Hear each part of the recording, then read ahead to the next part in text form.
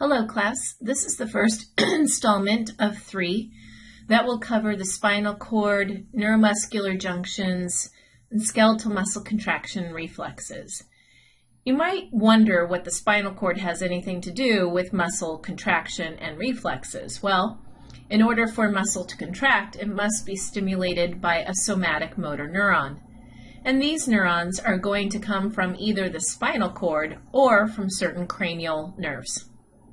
Muscle obviously is important for function, movement, and to provide us some structure in our body. Function meaning opening or closing body orifices, for example. Communication, also heat production, and helping to maintain our posture and joint stability, meaning we wouldn't want our joints to become hyperextended or flexed too greatly. And I'll talk about when muscles can be overstretched or overcontracted later on in our third segment. So a motor unit is a collection of muscle fibers innervated by a single motor neuron.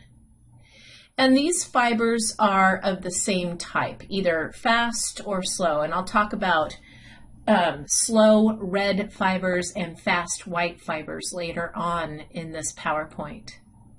Motor units can overlap, meaning in a whole muscle you can have more than one motor unit, but a single muscle fiber has only one single neuron communicating to it.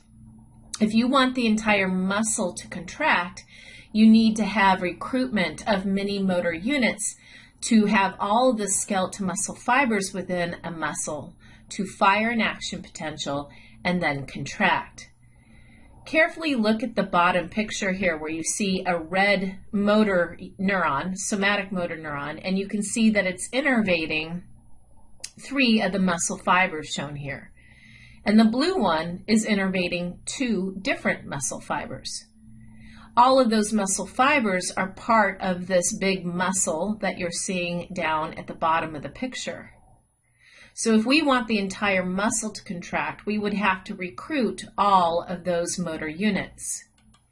Another way of showing that is, here you can see blue and green muscle fibers. They're all part of one same muscle. One somatic motor neuron is innervating these green fibers, and the second one is innervating the blue fibers.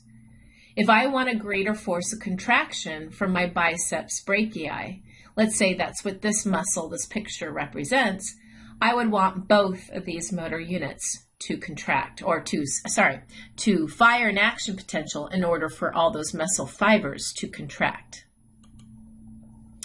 So here is my poorly drawn version of a somatic motor neuron. Over towards the left, we see the big blue nucleus, and we see the soma, and then I've drawn the endoplasmic reticulum and Golgi apparatus. And from that, we have synaptic vesicles blebbing off of it, and they move down the axon, and they take up residence in the terminal bouton, or synaptic terminus. And those synaptic vesicles will become fused, or will become filled with neurotransmitter, and when an action potential occurs, those vesicles will then fuse with this membrane and exocytose. So again, they're made with the Golgi apparatus. They are moved down the axon through the axoplasm. They just kind of stream down there. And then they stay in the synaptic terminal, and they are filled with, in this case, acetylcholine. That is the neurotransmitter that somatic motor neurons release on skeletal muscle. That is the only neurotransmitter released onto skeletal muscle. And then, as you're seeing in this video, as the time is right, they move closer to the synaptic membrane, and then they fuse and exocytose the neurotransmitter. Again, acetylcholine will now go into the synaptic cleft. So up close, here's a picture from Guyton and Hall. Here we see the axon from the somatic motor neuron, We see the bulb down here, the terminal bouton, also known as the synaptic terminus. And we see all of these tiny little synaptic vesicles inside. And it's forming a synapse with this skeletal muscle cell. So a neuromuscular junction is a very special synapse between a motor neuron and a single muscle fiber. And at the muscle fiber, I'm going to show you another picture, the components of a motor end plate. A motor end plate is the cell membrane of the muscle cell and the acetylcholine receptors it has embedded in it. So those are the two things, the receptors and the skeletal muscle cell membrane. So here's another picture. Here's a terminal bouton with the synaptic vesicle shown as these little tiny fragments inside. You see a lot of mitochondria. This big pink thing that has a lot of invaginations, well, that's the postsynaptic membrane of the skeletal muscle cell. Those invaginations are called subneural clefts.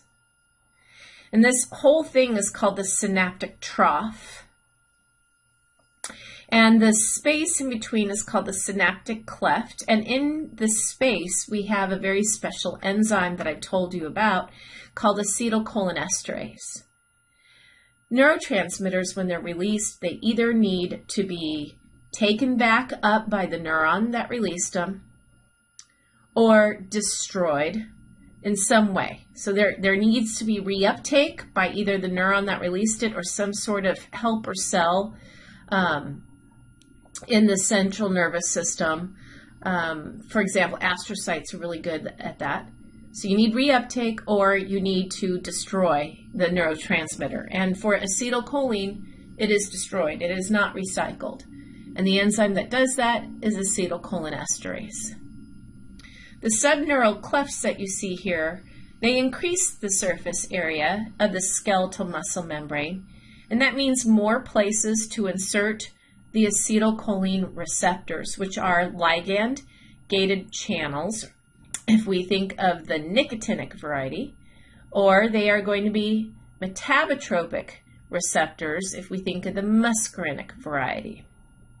And then also along the skeletal muscle cell membrane, we will eventually see sodium voltage-gated channels as well, and I'll show you another picture of that in just a moment. So here's an even more up-close picture. In the yellow, we're seeing the neuronal terminal bouton. We can see the synaptic vesicles filled with acetylcholine. They are going to fuse and exocytose once the calcium voltage-gated channels open and allow calcium into the cell. Calcium allows for the synaptic vesicles to then fuse and exocytose the neurotransmitter. You can see the subneural cleft of the skeletal muscle cell. Up at the top of the subneural cleft, we see acetylcholine receptors. Remember, there are two types that can and are there. The most abundant are the ligand-gated channels, the ionotropic variety called nicotinic acetylcholine receptors. But there are also the metabotropic, muscarinic acetylcholine receptors too. And then down at the bottom of the subneural cleft, we're going to see sodium voltage-gated channels. So here it is in action again. At the terminal bouton, we have an action potential arriving at the terminal bouton. This causes calcium voltage-gated channels to open. Calcium comes into the cell. This causes synaptic vesicles to fuse and exocytose. Roughly 125 of these synaptic vesicles will fuse and exocytose the acetylcholine. In our next segment, we're going to go on to the next phase of signaling a skeletal muscle fiber called excitation.